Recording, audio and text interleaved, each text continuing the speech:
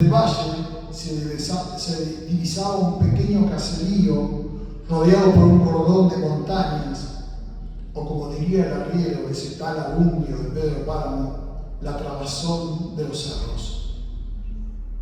Apulco tenía 200 almas, nos había dicho el cronista de San Gabriel hacía un rato. Almas, nos recalcó, no personas ni habitantes, 200 almas. Al entrar al pueblo, las calles aplastadas por el sol violento de las siestas estaban vacías. El lugar parecía una extensión de la media luna, la vasta hacienda de Pedro Páramo, donde el calor y el silencio gobernaban la tierra, en contraste con la alegría de San Gabriel. Solo encontramos a un hombre barriendo la sombra de las cunetas frente a la iglesia. Me acerqué, lo saludé y le pregunté por la casa de Rodolfo. 2 perros, uno blanco y otro negro, lo acompañaban como fieles laderos. Me dijo que él había nacido allí. Me dio su nombre, que no alcancé a memorizar, y estrechando mi mano me señaló que esa había sido la casa del escritor. Esta de acá, no la de allá enfrente. Esta fue la hacienda de los abuelos. El escritor nació en Apulco, no en otro pueblo como andan algunos diciendo, me aclaró. De inmediato advertí que le gustaba contar historias. Me señaló la torre de la iglesia con la mano y me informó que esa no era la original, pues el terremoto de 2003 la había derribado. La anterior era más bonita, pero construyeron esta, dijo. Luego me relató cómo antes de que naciera el escritor el dinero se acumulaba en una habitación de la hacienda, dejando marcas en la pared a medida que subían las monedas. Con ese dinero el abuelo de Rulfo había mandado a construir la basílica. También contó que un túnel cruzaba la calle y unía la casa con la iglesia. Durante la guerra cristera, cuando lo buscaban en la casa, se cruzaban a la iglesia. Cuando iban a la iglesia, se venían para la casa. Todo esto le decía el barrendero. El barrendero golpeó con fuerza la antigua lava de hierro contra una puerta que llevaba las huellas del sol y la lluvia, del frío de la noche y del calor del día. Esperamos, tal como nos había indicado el cronista de San Gabriel. Toquen la puerta y esperen un buen rato. Seguro que los monjes lo atenderán. Tras un rato de espera, el barrendero nos sugirió ir al albarrotes de la entrada del pueblo para hablar con Silvia, quien sin duda sabría dónde estaban los monjes. Fuimos hasta allí y encontramos en el oscuro tendejón a una mujer que atendía el lugar. Era Silvia. Al principio dijo que no sabía nada sobre los monjes. Le explicamos el motivo de nuestra visita y mi viaje desde la Argentina. Entonces llamó por teléfono, intercambió unas breves palabras y al colgar nos informó que en el convento nos recibiría un hermano. Volvimos al casco de la casa y hicimos sonar con vehemencia la lava contra la madera reseca de la puerta. Después de un rato escuchamos el chirrido de los herrajes, unos pasos y finalmente la puerta se abrió. Nos recibió un monje que parecía dormido, un sonámbulo.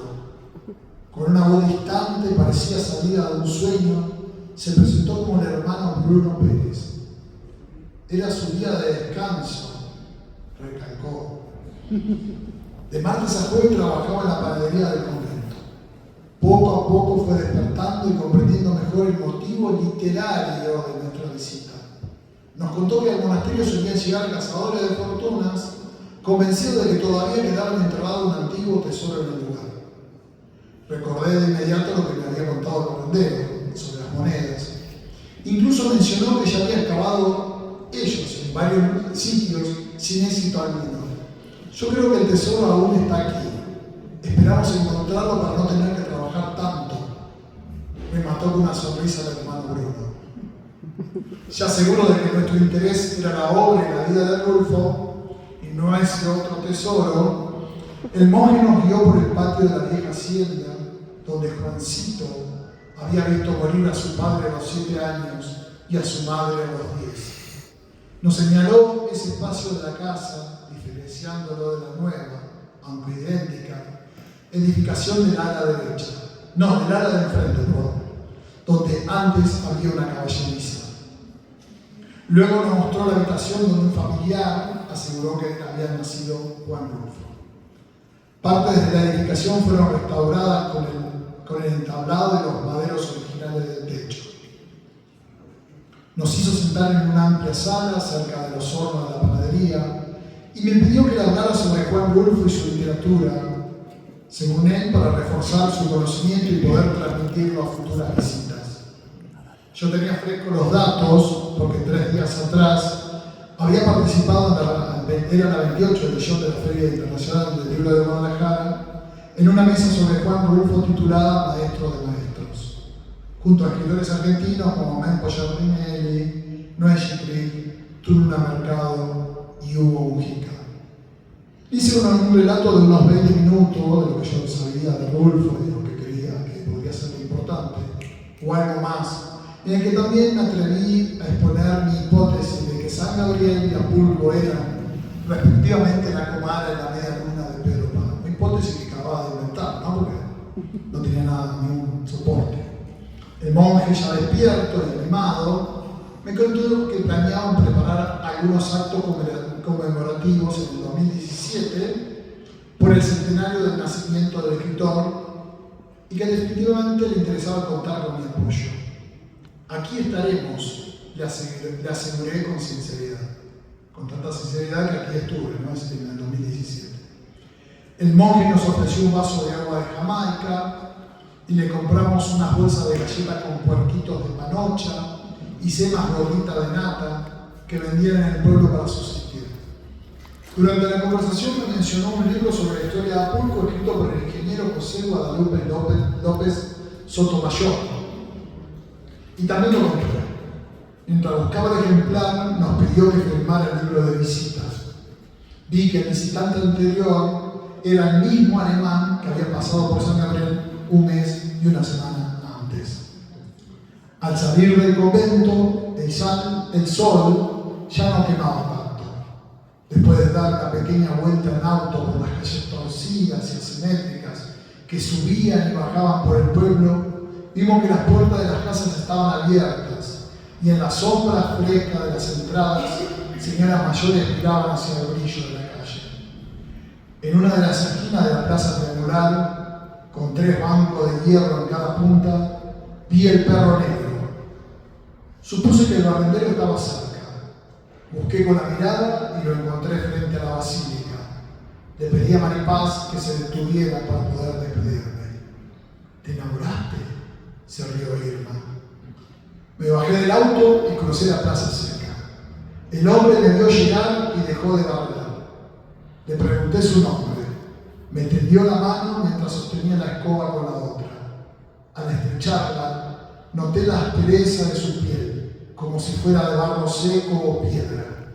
Incliné la cabeza para mirarla, pero mi atención pronto se desvió hacia el perro blanco que se acomodaba sobre el colchón de hojas recién barridas. Entonces lo escuché decir: yo nací aquí, soy Pedro Gaona, por favor no se olvide. De regreso a Guadalajara, paramos en Ciudad Guzmán para tomar un café en la pastelería de las hermanas Arreola. Llegamos de noche a la ciudad. Maripaz nos llevó a la iglesia donde Rulfo se casó con Clara en 1947 y luego visitamos el orfanato Luis Silva, ese que Rulfo pasó parte de su niñez. Allí, según le confesó al periodista, comenzó a convivir con una tristeza que nunca lo abandonaría. Mientras recorría los lugares, yo mismo sentí la forma en que esa melancolía impregnaba la tierra jalisciense, como si aún habitaran en los rincones de los pueblos y paisajes. Al igual que la obra de Rulfo, los sitios visitados se han cargado de los murmullos de quienes ya no están, pero siguen vivos en el polvo que cubre sus valles y montañas.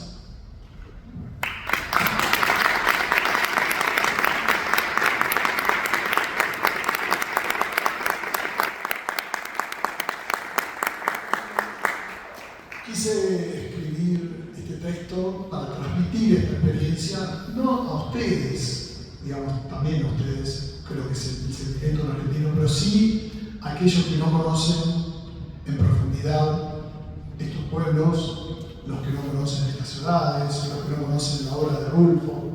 Abrir un poco este espíritu, ¿no? Para que puedan realmente conocer lo que es esta crónica de mi vivencia, que me marcó muchísimo. La verdad que me marcó de una forma muy especial. Y bueno, es una especie de homenaje y estoy abierto a cualquier pregunta que ustedes quieran hacer, comentario, hablar con ustedes sería un placer enorme. Si hay alguien,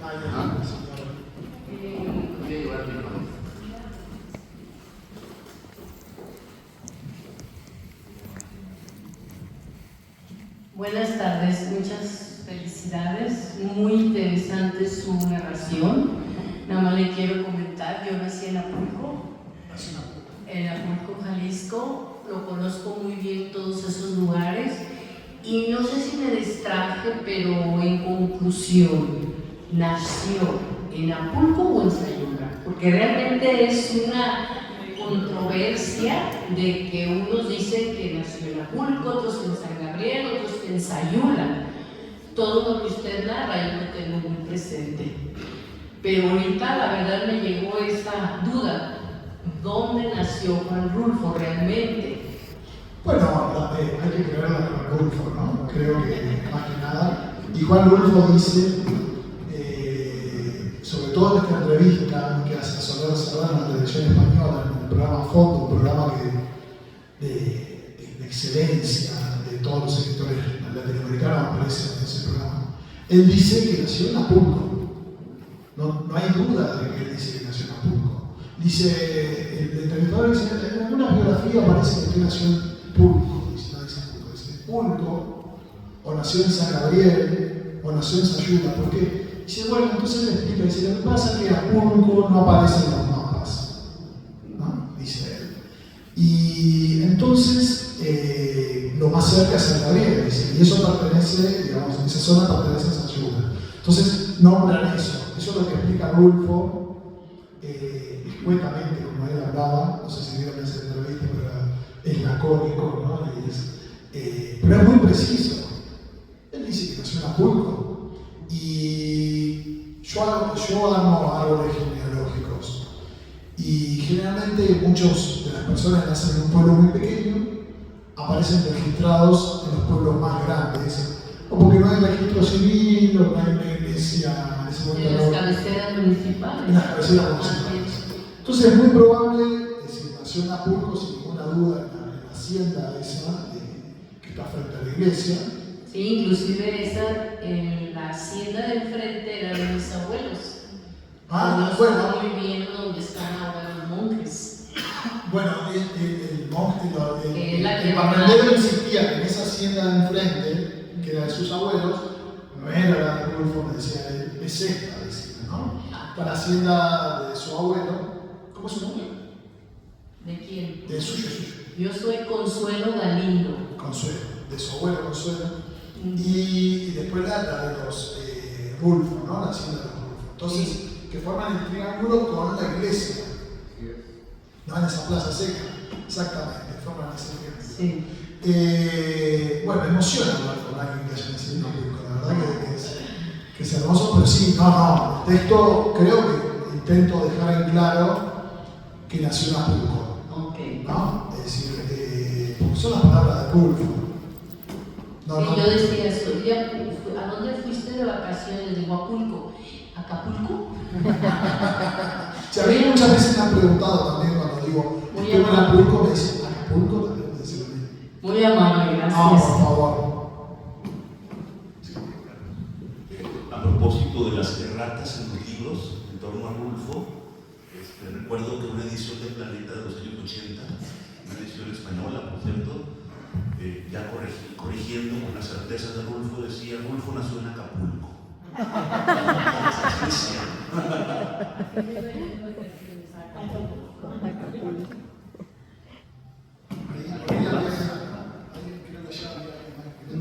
Eso es decir, es un RBA.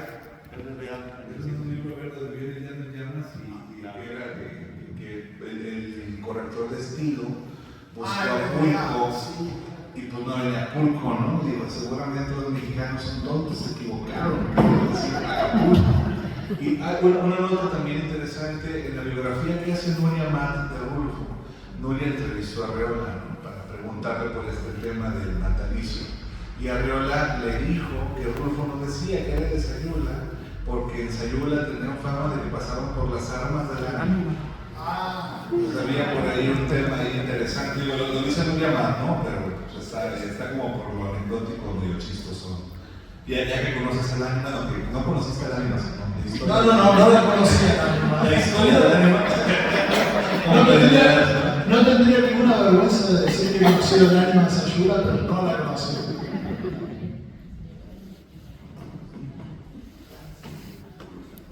Perdón, sin intención de entrar en polémicas, por ahí. No, pero estaría interesante entrar en polémicas. En Sayula, el cronista de la ciudad, Federico Munguía Cárdenas, que falleció en 2020, hace una recopilación precisamente del árbol genealógico de Juan Rulfo y viene ahí el acta de nacimiento donde indica que nace en Sayula. Hay también la teoría, como acaba de comentar la persona que me precedió, de que le daba vergüenza decir que era de Sayula precisamente porque los de Sayula son P puntos suspensivos, ¿no? También hay que tomar el contexto histórico de la fecha en que nace. Las múltiples revoluciones que suman lo que actualmente llamamos Revolución Mexicana. En esa zona en concreto fue asolada por un guerrillero que se llamó Pedro Zamora. San Gabriel, Tapalpa, Atemajac, por lo que los grandes hacendados o las personas pudientes bajaron a Sayula a resguardarse, dado que en Sayula está un batallón de milicia. Entonces, probablemente los accidentes de la vida, yo ubicaría que efectivamente nace por accidentes en Sayula, por la cuestión política y de seguridad. El niño nace en San Gabriel con su crianza, pero el escritor nace en Acapulco.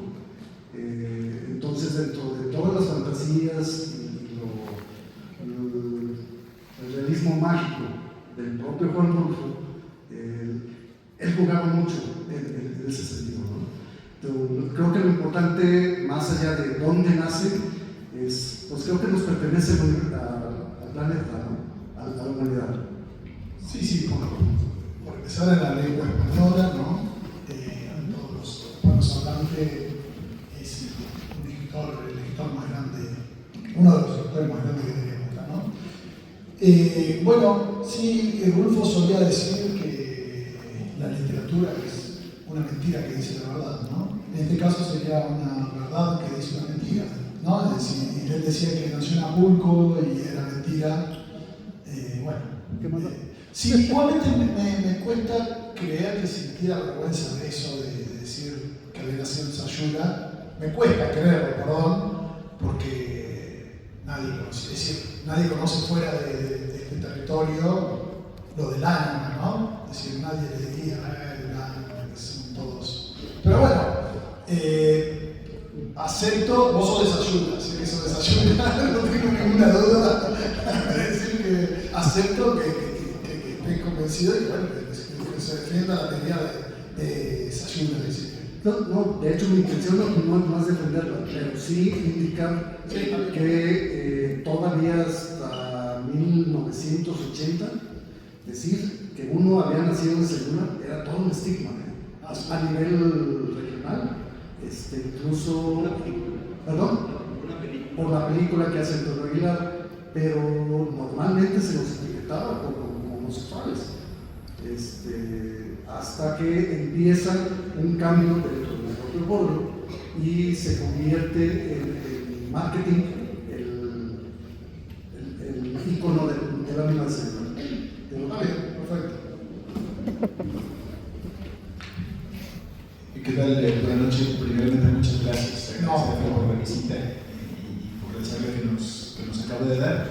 Yo quería preguntarle un poquito respecto a sus procesos creativos, particularmente como cuentista, hablando justo de estos autores que desean situar su literatura en su lugar de origen o en estas zonas como por ejemplo el mismo Rulfo, ¿no? Que situaba su literatura en Comala, en el sur de Jalisco, tendencia que se sigue mostrando incluso en autores contemporáneos de esta zona. Usted, por ejemplo, en su libro Antes de Perder, muchos de los cuentos, muchas de las historias ocurren en Tierra de Oro, ¿no? Y hay una tendencia de muchos autores de volverse cosmopolitas y a lo mejor llevar su literatura lejos de donde ellos nacieron o donde vivieron, y la otra es hablar del lugar de origen, no sé, alguna especie de, a lo mejor, sentimiento de pertenencia, no sé, en su caso, a qué se deba el querer escribir pues, de estas zonas cercanas al origen o a la infancia. Bueno, muy buena pregunta. Sí, en mis cuentos, bueno, veo que conoces y agradezco los cuentos de Antes de Perder. Sí, Tierras de Oro era el barrio, así se llamaba el barrio donde yo nací, que de Tierras de Oro no tenía nada, es decir, eran barriales, eran lugares muy pobres, con esos nombres pretenciosos que se le suelen poner a la toponimia latinoamericana, ¿no? Es decir, Argentina, que significa tierra de plata, Argentum, y el río de la Plata, es decir, bueno, el Dorado, todos conocemos esos nombres pretenciosos.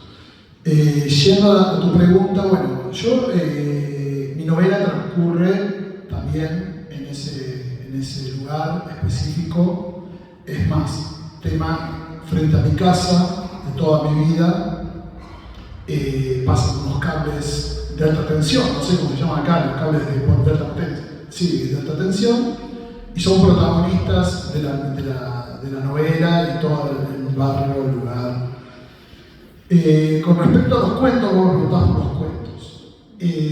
Yo siempre pienso, y en Antes de Perder más que nada, es el tema de la infancia, ¿no? Y cómo uno está volviendo permanentemente a ese territorio, a esa cartografía en la cual uno ha sido niño. Y me doy cuenta también en Pedro Páramo, también, ¿no? Como Pedro Páramo retoma, no estoy diciendo, el Pedro Páramo, su infancia, cuando conoce a Susana San Juan, y cómo retoma ese lugar, esa historia, y cómo el propio Rulfo también cuenta sus lugares. Yo creo que ese territorio en el que hemos sido niños, algunos felices, otros no tanto felices, como en el caso de Rulfo, porque realmente está como en la infancia. Yo tuve una infancia muy feliz, entonces yo pienso en la infancia y pienso en ese paraíso de alguna forma que se fue perdiendo con el tiempo, ¿no? Pero es un material muy noble en el cual nuestra imaginación está permanentemente creando. Cuando yo pienso en un cuento, pienso siempre en dos historias. Esa historia que se cuenta en la superficie, ¿no? Que la historia está ubicada geográficamente en un lugar, y esa otra segunda historia que va por debajo del relato del cuento, ¿no?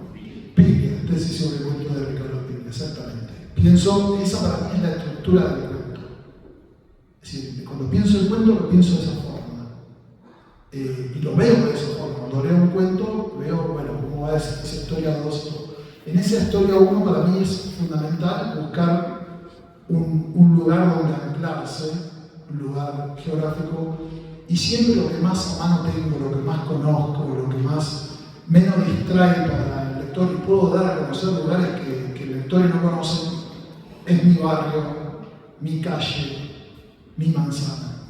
Ese es el espacio que yo puedo contar con detalles, que yo puedo sentir, vivir, ver a los personajes moverse en ese espacio. Es una cuestión casi sentimental en ese aspecto. Y el otro es, creo que lo decía Benedetti, o no me acuerdo quién decía que mostrar un ladrillo para mostrar una casa, o mostrar un espacio para mostrar el mundo entero, que vos de alguna forma decías, son temas universales que transcurren en un espacio único, ¿no? lo vivo de esa forma, cuando cuento mi barrio, mi vivencia, vivo que estoy transmitiendo de alguna forma ese espacio con estas dos historias, ¿no? Contando una historia, un cuento, esto que decís vos, y también lo utilizo en la novela, ¿no? Bueno, esa es más o menos la idea general de por qué utilizo esa geografía. Sí. ¿Qué tal? Buenas noches. ¿Qué tal? Buenas noches. Pues aprovechando la disponibilidad para responder preguntas, pues aquí estamos muy acostumbrados a leer a Rulfo, a reflexionar sobre Rulfo, o sea, es como algo que hacemos todo el tiempo. Entonces, mi pregunta sería para ustedes, ¿cuáles son sus apreciaciones literarias de Rulfo como escritor argentino?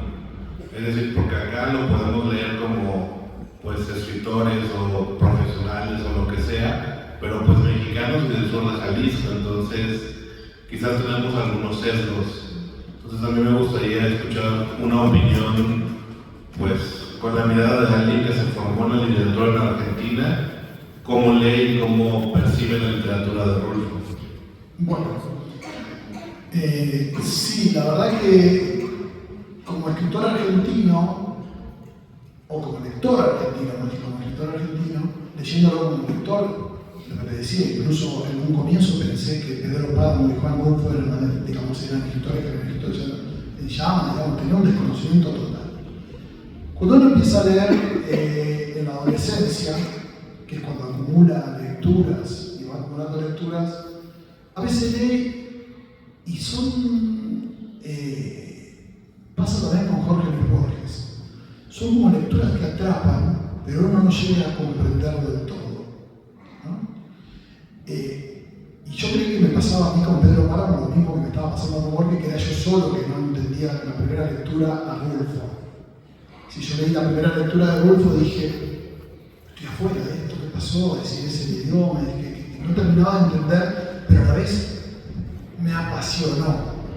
Es decir, me apasionó. Entonces empecé a leerlo de nuevo, pero ya buscando cada palabra. Yo cuando acá con los sopilotes, yo no tenía ni idea de lo que era un sopilote. Claro, yo no sabía lo que era. En realidad, después, sí, imaginé que era un pájaro. Porque digo, un pájaro. ¿Cómo es un pájaro? Un colibrí, como un águila, como... Es decir, no sabía lo que era, ¿no? Bueno, y así con cada una de las horarias, es decir, cada una de las palabras que iban apareciendo, de las plantas, de los animales, no las entendía. Después mi vocabulario mexicano, como dije anteriormente, era del Chavo del Ocho. Sí, que no aparecía en Rulfo, ¿no? Si hasta Nina Comala hasta ahí entendía, y bueno, después como que empezaba a tener que buscar el vocabulario, porque si bien era español, tenía que reconstruir un vocabulario, una lengua que era un registro totalmente ajeno a mi cultura. Pero era tan apasionante lo que yo iba entendiendo y escuchando. Los primeros 5 capítulos de Pedro Páramo, ahora sabemos porque está la serie de Netflix, o si alguno había visto la película, quién es el personaje. Pero uno no sabe quién es el personaje durante los primeros 5 capítulos de quién está hablando. ¿Quién es ese que vino a Comala a conocer a su padre? Nunca se dice que fue apreciado al principio. No sabemos, es una voz que está hablando y está diciendo y después aparece en el capítulo 6, yo digo capítulo, pero en realidad son fragmentos, ¿no? Perdón que dije capítulo, pero en realidad son fragmentos. Yo tengo estudiado así, lo fui estudiando por fragmentos y cada fragmento lo fui numerando y lo fui haciendo como una especie de vocabulario y le fue reconstruyendo los diálogos en la segunda lectura ya. Entonces fui reconstruyendo los diálogos. Cuando dije, estaban muertos. Claro, empecé a comprender la segunda lectura ya armando todo y estudiando todo. Es decir, esa tarea de ir descubriendo el placer que me dio Borges también. No sé si ustedes han leído a Borges, pero no es un escritor fácil, es un escritor difícil. Cuando uno lo lee, a pesar de que es argentino, cuando uno lo lee por primera vez, no termina de entenderlo, sobre todo cuando uno es adolescente y no tiene toda una enciclopedia atrás, porque hay que ir a la enciclopedia y buscar. Y con Rulfo me pasó eso, después reconstruí, claro, dije, bueno, Sí, claro, acá llega Juan Preciado, acá se encuentra con Abundio Matías, claro, el arriero que se encuentra, ya está muerto el arriero cuando se encuentra. Por eso le dice que era sordo y no era sordo, se me escuchó. ¿No? Y uno va reconstruyendo a Pedro Páramo apasionadamente, que es lo mejor que nos puede dar la literatura, hacer algo con pasión. Entonces uno va reconstruyendo toda la historia, las palabras, la hermosura del lenguaje y el humor. ¿Qué pasó por aquí? Un correcaminos. No. ¿Qué pasó con el pueblo? Eso por ahí es maravilloso, ese detalle, ese humor que tiene, ¿no? Y así varias veces, como que se confunden los personajes. Y lo viví siempre, cada vez que fui reconstruyendo, además, hoy tengo una edición mía personal, anotada, toda anotada, con vocabulario, con citas, con este diálogo es de Donis, este es de Juan Preciado, este de la hermana, es decir, fui reconstruyendo los diálogos, si uno va siguiendo, ¿de quién está hablando acá? Donis, la hermana, que son esos hermanos incestuosos que se encuentran en ese lugar que es el más onírico, ¿no? Exactamente. Y previo a la hermana. Entonces fui armando los diálogos. Es decir, dije, bueno, acá está hablando Donis, acá está hablando. Pero para mí, para volver a leerlo, ¿no? Y después lo leí por tercera vez ya con todas estas indicaciones que me había dado a mí mismo, con todo el vocabulario.